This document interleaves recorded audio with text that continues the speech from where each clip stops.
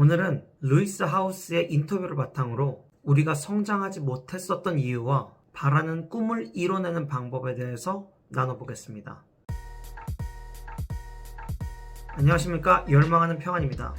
우리가 성장하지 못했던 이유를 돌아보면 패배감에 갇혀서 자신감이 없어서 그렇습니다. 자세히 말하자면 자신을 못 믿었기 때문에 자신감이 없는 것이고, 자신과의 약속을 지키지 않는 나쁜 습관이 들어져 있었기 때문에 자신을 믿지 못하게 된 것입니다. 그런데 이 자신감은 놀랍게도 아주 작은 노력으로 극복할 수 있습니다. 자신과의 약속을 지키면 됩니다. 그리고 더해서 하나만 더를 기억하십시오. 만약 내가 헬스장에 가서 10세트를 하기로 마음먹었다면 11세트를 해보십시오. 그리고 45분을 뛰기로 결정했다면 46분을 뛰어보십시오. 딱 한 발자국씩만 더해서 기준을 늘려가십시오. 삶의 기준을 늘려가면 우리의 머릿속에는 남들이 하기 싫어하는 것도 하는데 거기다가 하나 더 하네? 라는 생각이 들어오게 되고, 그 생각은 자신에 대한 믿음과 동시에 스스로와의 좋은 관계를 만들어냅니다. 그리고 바로 이것이 초인적인 자신감을 기르고 동시에 겸손을 잃지 않는 비결입니다. 우리가 원하는 인생, 우리가 꿈꾸는 인생은 우리의 딱 한 발자국 앞에 있습니다. 하지만 우리는 어렸을 때부터 그 꿈이 멀리 있다고 가스라이팅 당해왔기 때문에 꿈은 살다가 언젠가 이루어지겠지, 수십 년 뒤에 이루어지겠지 하는 신념체계에 맞게 행동하게 되고, 그 행동이 우리를 점점 꿈과 멀어지게 합니다. 이 멀어져 버린 꿈을 다시 가까이 오게 하는 방법이 있습니다. 바로 우리 눈앞에 놓인 하나의 매개를 통해서 한 발짝 떨어진 꿈에 도달할 수 있다고 믿어야 합니다.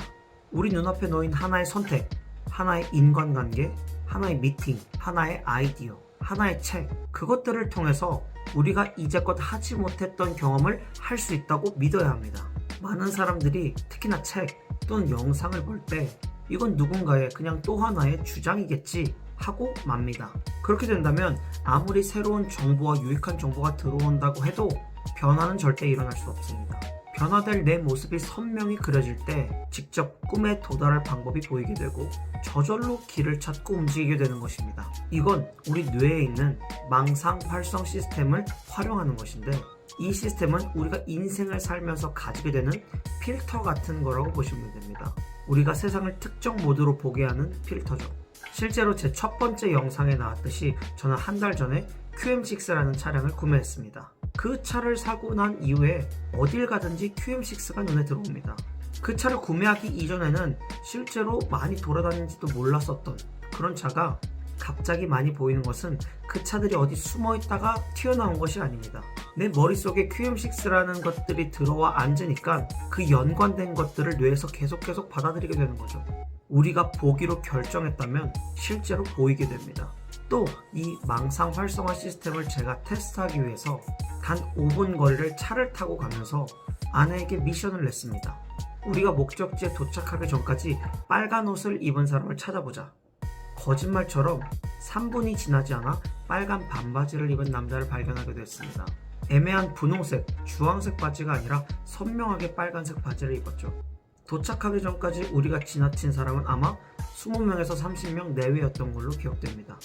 우리가 빨간 바지를 보겠다고 생각하고 믿었을 때 우리 뇌는 그 빨간 바지를 찾기 위해서, 빨간 옷을 찾기 위해서 최선을 다해서 움직인 거죠. 우리가 간절히 바라는 꿈들도 이 시각화를 반복하기만 했을 때 이루어질 수 있는 것입니다. 대부분 사람들의 마인드는 이 망상 활성화 시스템이 활용되고 있지 않기 때문에 의도치 않은 같은 상황이 반복되곤 합니다.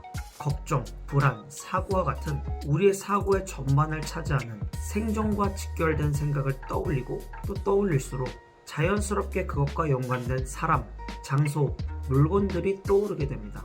그리고 과거의 경험을 반복하며 점점 더 걱정되고 불안한 일련의 과정들이 머리의 패턴으로 각인되게 되죠.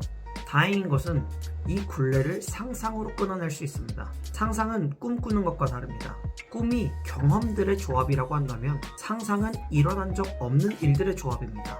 창조인 것이죠. 또 상상은 세상에 존재하지 않는 공간을 창조해내는 행위라고 합니다.